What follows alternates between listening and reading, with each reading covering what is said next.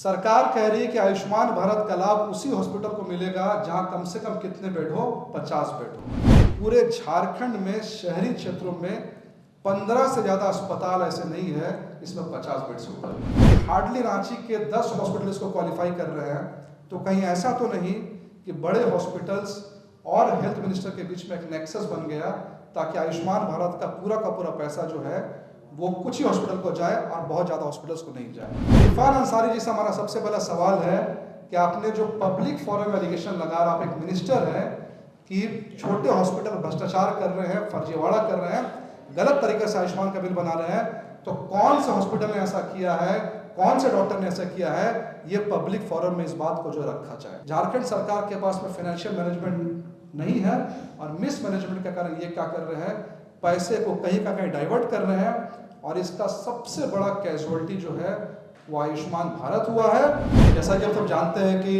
झारखंड में चुनाव के रिजल्ट आए और चुनाव के रिजल्ट आए हुए लगभग 3 महीने पूरे हो चुके हैं और हम विपक्ष पे बैठे और विपक्ष में हमारी भूमिका होती है, लगातार विपक्ष में बैठे लोग जो है जन मुद्दों से जुड़े जो मामले होते हैं उसको उठाते रहते हैं और हमने एक सशक्त विपक्ष के रूप में जब से ये सरकार बनी है तब से कई मुद्दों को आपके सामने हमने उठाया है। हमारे आदरणीय अध्यक्ष बाबूलाल मरांडी जी ने कई बार हर मुद्दों को उठाया, चाहे वो जेपीएससी नियुक्ति का मामला हो या फिर एसएससी सीजीएल का मामला हो, डीजीपी नियुक्ति का मामला हो, मैया समान योजना पे एक प्रेशर करने का मामला हो, हर मामलों को हमने आपके सामने जो उठाया है।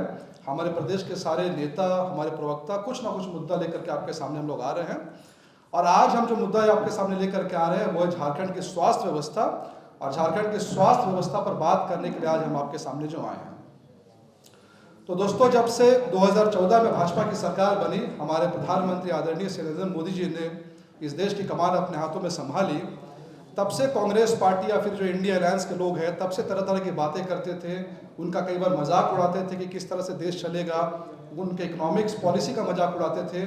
लेकिन नरेंद्र मोदी जी ने इस बात को साबित कर दिया कि पंडित दीनदयाल उपाध्याय के बताए हुए रास्ते यानी अंत्योदय पर कोई प्रधानमंत्री आज तक चला है तो नरेंद्र मोदी जी है। उन्होंने जब से कमान संभाली है तब से लगातार कुछ ना कुछ पॉलिसी, कुछ ना कुछ स्कीम्स देश के गरीबों के लिए, देश के वंचितों के लिए, सोशली एक्सक्लूडेड क्लासेस के लिए हमेशा कोई ना कोई स्कीम लेकर के आए हैं। उदाहरण के लिए, गरीबों के पास घर नहीं था तो उनको प्रधानमंत्री आवास योजना के तहत घर दिया गया, उस घर में शौचालय दिया गया प्रधानमंत्री स्वच्छ भारत मिशन के थ्रू, उस घर में उज्ज्वला स्कीम के थ्रू गैस का कनेक्शन दिया गया, सामने सड़कें दी गई प्रधानमंत्री सड़क परियोजना के थ्रू। लेकिन जब इंसान का जो टाइम टेबल है, लाइफलाइन है, बहुत स्मूथली चलता, चीज़ें बहुत अच्छे से चलती है, लेकिन हम सब के जीवन में, मेरे जीवन में, आपके जीवन में या हम सब के जानने वालों के जीवन में कभी ना कभी पूरी ज़िंदगी में उथल पुथल आ जाता है जब हमारा कोई रिश्तेदार, हमारा कोई बेटा, हमारी कोई बहन, हमारी माता कोई बीमार पड़ता है। उस समय तमाम जो हमारा लाइफ स्टाइल है वहीं का हमें रुक जाता है। आपके सामने रवि प्रकाश जी का उदाहरण है, आपके पत्रकार बंधु थे, कितने अच्छे पत्रकार थे, लेकिन जैसे ही उनको कैंसर हुआ उनका पूरा जीवन थम गया, उनका परिवार काफ़ी अस्त व्यस्त हो गया। इन्हीं चीज़ों को देखते हुए भारत में इंश्योरेंस कंपनीज का काफ़ी बोलबाला है। ज़्यादातर लोग middle class, upper middle class के लोग जो इंश्योरेंस करवाते हैं और इंश्योरेंस कराते वक्त वो प्रीमियम भरते हैं, बहुत सारी इंश्योरेंस कंपनीज हैं, लेकिन जो गरीब आदमी है हमारे देश का, उसके पास इतना पैसा भी नहीं है कि वो प्रीमियम भर सके, क्योंकि उसकी जो कमाई है वो प्रीमियम के बराबर होती है। इसी सोच को देखते हुए, इसी सिचुएशन को देखते हुए नरेंद्र मोदी जी ने 2018 में ये कहा कि जितने भी भारत के गरीब हैं, आप सबका जो प्रीमियम है, जो बीमा है, वो हम भरेंगे। और एक बहुत ही क्रांतिकारी, बहुत रिवॉल्यूशनरी स्कीम हमारे देश में लॉन्च हुआ जिसको हम कहते हैं आयुष्मान भारत। आयुष्मान भारत यानी कि जब हम किसी के पैर छूते हैं हमें कहा जाता है आयुष्मान भवा, यानी कि लंबी उम्र की कामना। आयुष्मान भारत का नाम रखा गया जिससे पूरे भारतीयों के स्वास्थ्य जो चीज़ है उसको देख के इस स्कीम को लॉन्च किया गया। स्कीम बहुत सिंपल था। स्कीम में ये कहा गया कि भारत के जितने भी जो जरूरतमंद लोग हैं उनको हर साल भारत सरकार 5 लाख रुपए का इंश्योरेंस देगी पर परिवार, यानी कि आपके परिवार के पास में 5 लाख तक का इलाज कराने का पैसा भारत सरकार जो उठाएगी। स्कीम में ये कहा गया कि 60% शेयर भारत सरकार का होगा और 40% शेयर जो स्टेट गवर्नमेंट का होगा। चूंकि स्टेट गवर्नमेंट का भी इसमें शेयर था तो भारत सरकार ने सारे स्टेट्स को कहा कि आप अपने अपने हिसाब से इसको मॉडिफाई कर सकते हैं, आपको लागू करना तो आप लागू कर सकते हैं, लागू नहीं करना तो लागू नहीं कर सकते हैं। उदाहरण के लिए उड़ीसा ने इसको लागू नहीं किया, उन्होंने अपना हेल्थ स्कीम चलाया। दिल्ली ने भी इसको लागू नहीं किया, वेस्ट बंगाल ने लागू किया और वेस्ट बंगाल ने इसको विड्रॉ कर लिया। लेकिन झारखंड ने इसको क्या किया, झारखंड ने आयुष्मान भारत का नाम रखा आयुष्मान भारत मुख्यमंत्री जन आरोग्य योजना एवं अबुआ स्वास्थ्य सुरक्षा योजना। यानी कि अरविंद केजरीवाल ने सेंटर को एक लेटर लिखा था और ये कहा कि हम इस स्कीम का नाम रखेंगे आम आदमी स्वास्थ्य कल्याण योजना। सेंटर ने कहा आम आदमी के नाम पे रखिए, केजरीवाल जी के नाम पे रखिए, हम कोई आपत्ति नहीं है, सिर्फ आयुष्मान भारत शब्द इसमें जो आना चाहिए तब आप इस स्कीम को लॉन्च कर सकते हैं। इसलिए झारखंड ने जब लॉन्च किया तो आयुष्मान भारत क्या किया, मुख्यमंत्री जन आरोग्य योजना को लगा दिया। कुल मिलाकर के झारखंड में ये स्कीम जो है वो लॉन्च है, झारखंड में स्कीम चल रही है। सेंटर का शेयर 60% है और स्टेट का शेयर जो 40% है। लेकिन बड़ी चालाकी से इस स्कीम को ध्वस्त करने के लिए सरकार ने 21/1/2025 को एक नोटिफिकेशन जारी किया। अब यह नोटिफिकेशन स्वास्थ्य विभाग ने जारी किया है। इसमें लिखा हुआ है, इसमें विभागीय मंत्री का अनुमोदन प्राप्त है। हम इसको सरकार का नोटिफिकेशन इसलिए कह रहे हैं क्योंकि as per article 75 of Indian constitution there is concept of collective responsibility, यानी कि मंत्रिमंडल की हमेशा कलेक्टिव रिस्पॉन्सिबिलिटी होती है। कोई मंत्री इंडिविजुअल डिसीजन नहीं ले सकता, उसका डिसीजन हमेशा सरकार पे बाइंडिंग होता है। यानी ये डिसीजन पूरे के पूरे हेमंत सोरेन सरकार द्वारा लाया गया है। अब इसमें क्या लिखा हुआ है मैं थोड़ा सा इसको बस ब्रीफली पढ़ूंगा और फिर मैं बताऊंगा कि इसमें इशू क्या है और किस तरीके से झारखंड में स्वास्थ्य व्यवस्था के साथ खिलवाड़ हो रहा है। इसमें यह लिखा हुआ है, सबसे पहला यह है कि आयुष्मान भारत मुख्यमंत्री जन आरोग्य योजना एवं अबुआ स्वास्थ्य योजना अब जो है निम्नलिखित शर्तों पर लागू की जाएगी। कुछ शर्त दिए गए हैं।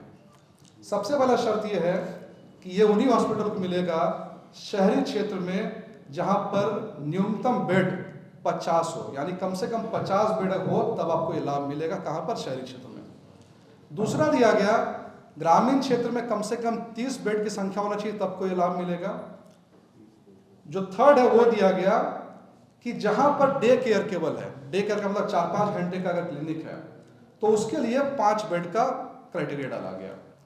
फोर्थ क्राइटेरिया डाला गया NABH से अगर कोई रजिस्टर्ड है नेशनल हेल्थ अथॉरिटी तो उसको यहाँ पर एग्जम्पशन दिया जाता है।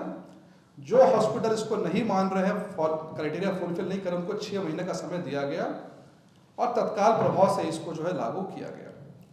अब जैसा कि हमने कहा कि हमारे प्रदेश अध्यक्ष जी हमेशा जन मुद्दों को उठा रहे हैं, बहुत शालीनता के साथ में उन्होंने एक पोस्ट किया और बिल्कुल मैं ब्रीफ में बताऊंगा। उन्होंने कहा कि झारखंड की धरती से विश्व की सबसे बड़ी स्वास्थ्य योजना आयुष्मान भारत की शुरुआत हुई है, पर इसमें कुछ अव्यवहारिक फैसले लिए गए हैं। हेमंत सोरेन जी से इस पर पुनः विचार करने का हम जो है आग्रह करते हैं। अगर कुछ गड़बड़ी हुई है तो आप इसकी जांच कीजिए। इस पर स्वास्थ्य मंत्री जी का जो रिप्लाई आया, अगेन जो मैंने आपको लास्ट प्रेस कॉन्फ्रेंस से कहा था, पर्सनल रिमार्क्स। इरफान अंसारी जी ने कहा हम आपकी धमकियों से डरने वाले नहीं हैं, सकारात्मक सोच रखें। लगता है बीजेपी में जाने के बाद में आपके अंदर नकारात्मक चीजें भर गई है। उन्होंने लॉजिक ये दिया कि 10 बेड से कम वाले हॉस्पिटल में भ्रष्टाचार हो रहा है, इसको रोकने के लिए हमने ये नोटिफिकेशन निकाला। बस सिंपल सी बात है। अब हम आते हैं कि हमारा इसमें ऑब्जेक्शन कहाँ है, हमारे एलिगेशंस कहाँ हो रहे हैं। सबसे पहला, सरकार कह रही है कि आयुष्मान भारत का लाभ उसी हॉस्पिटल को मिलेगा जहां कम से कम कितने बेड हो, 50 बेड हो। डेटा ये कहता है अभी के समय पे आयुष्मान भारत में पूरे झारखंड में 550 हॉस्पिटल रजिस्टर्ड हैं, लेकिन 50 बेड का क्राइटेरिया करने के बाद में पूरे झारखंड में शहरी क्षेत्रों में 15 से ज़्यादा अस्पताल ऐसे नहीं है इसमें 50 बेड से ऊपर। 15 रांची के अंदर में लगभग 10, जमशेदपुर, धनबाद, इन शहरों में सिर्फ कितने हॉस्पिटल है? 50 बेड का हॉस्पिटल है। यानी कुल मिलाकर के दूसरे शब्दों में आयुष्मान भारत का लाभ किसी भी निजी अस्पताल को मिलने जो नहीं जा रहा है 50 बेड का क्राइटेरिया डाल करके। नंबर 2, ग्रामीण क्षेत्र में मिनिमम बेड 30 की संख्या होनी चाहिए। आप सब, मुझे यकीन है ग्रामीण क्षेत्र में आप लोग जाते हैं, मीडिया के बंधु हैं, जरा पता कर लीजिए किस गांव में, किस ग्राम पंचायत में 30 बेड का हॉस्पिटल यह है। मुझे तो लगता है कि महाराष्ट्र, तमिलनाडु से डेवलप्ड स्टेट्स में भी ग्रामीण एरिया में 30 के बेड का हॉस्पिटल खोजना जो लगभग नामुमकिन है, और ये ढूंढ रहे हैं ग्रामीण एरिया में 30 बेड। कुल मिलाकर के इन्होंने ग्रामीण एरिया के जो लोग हॉस्पिटल जाते थे उनको पूरी तरह से बाईपास करने का ये नायाब तरीका निकाला। ये क्यों कर रहा है ऐसा, इस पे भी मैं आऊँगा। तीसरा, कंप्लीट इलॉजिकल, इन्होंने कहा कि जहाँ पर डे केयर होता है, डे केयर का मतलब है 4-5 घंटे, और वहाँ पर आँख का ट्रीटमेंट होता है, डायलिसिस होता है या ENT होता है, तो वहाँ 5 बेड रखने से चलेगा। झारखंड में या कहीं पर भी जब कोई हॉस्पिटल होता है जिसमें डे केयर की सुविधा होती है, वो हॉस्पिटल हमेशा 24 आवर्स की फैसिलिटी वाला ही होता है। किसी के आँख का ऑपरेशन हुआ, हो सकता है डॉक्टर उनको 4-5 घंटे में रिलीज करते हैं, पर डॉक्टर को हमेशा वहाँ 24 आवर्स का प्रोविजन रखना पड़ेगा। यानी ये 5 बेड का जो इन्होंने क्राइटेरिया डाला है, ये एक भी ENT आइज के हॉस्पिटल में ये चीज़ एप्लीकेबल जो है वो नहीं है। यानी अगेन इन्होंने सिर्फ और सिर्फ जो है जुमलेबाजी के अलावा कुछ नहीं किया। उसके बाद इन्होंने ये डाला कि जो हॉस्पिटल मान लीजिए 10 बेड के हैं और हम कह रहे हैं 50 बेड चाहिए, आपको हम 6 महीने का समय दे रहे हैं। 6 महीने के अंदर में डॉक्टर 5 बेड वाला डॉक्टर 50 बेड का हॉस्पिटल बना ले, जो कि ये तो मुझे लगता है कि कौन सा दुनिया का आर्किटेक्ट इंजीनियर ऐसा कर पाएगा, ये भी बहुत सोचने वाली बात है। तो कुल मिलाकर के अब हमें ये लग रहा है, सबसे पहला जो हमारा सवाल यहाँ पर ये है, इरफान अंसारी जी ने कहा कि झारखंड के छोटे छोटे हॉस्पिटल बहुत गड़बड़ी कर रहे हैं, फर्जीवाड़ा कर रहे हैं, इस कारण से हम जो है सारे के सारे हॉस्पिटल को बाहर कर रहे हैं। गुजरात में भी ऐसा हुआ था, गुजरात में भी फर्जीवाड़ा सामने आया। तुरंत वहाँ की भाजपा सरकार ने 7 हॉस्पिटल को डिलिस्ट किया। 7 हॉस्पिटल ने कहा कि हमारे यहाँ पकड़ा गया, फर्जीवाड़ा हुआ, 7 हॉस्पिटल को डिलिस्ट किया गया और जितने डॉक्टर्स इन्वॉल्व थे उनको वहाँ से उनका रजिस्ट्रेशन कैंसिल किया गया गुजरात में, पर स्कीम बंद नहीं हुई। इरफान अंसारी जी से हमारा सबसे पहला सवाल है कि आपने जो पब्लिक फोरम में एलिगेशन लगा, आप एक मिनिस्टर हैं कि छोटे हॉस्पिटल भ्रष्टाचार कर रहे हैं, फर्जीवाड़ा कर रहे हैं, गलत तरीके से आयुष्मान का बिल बना रहे हैं, तो कौन से हॉस्पिटल ने ऐसा किया है, कौन से डॉक्टर ने ऐसा किया है, ये पब्लिक फोरम में इस बात को जो रखा जाए, नंबर 1। नंबर 2, अगर छोटे हॉस्पिटल भ्रष्टाचार कर रहे हैं तो आपने ये कैसे एज्यूम कर लिया कि बड़े हॉस्पिटल भ्रष्टाचार नहीं करेंगे और हम ये लाभ जो है केवल बड़े जो है हॉस्पिटल उनको हम देने वाले हैं।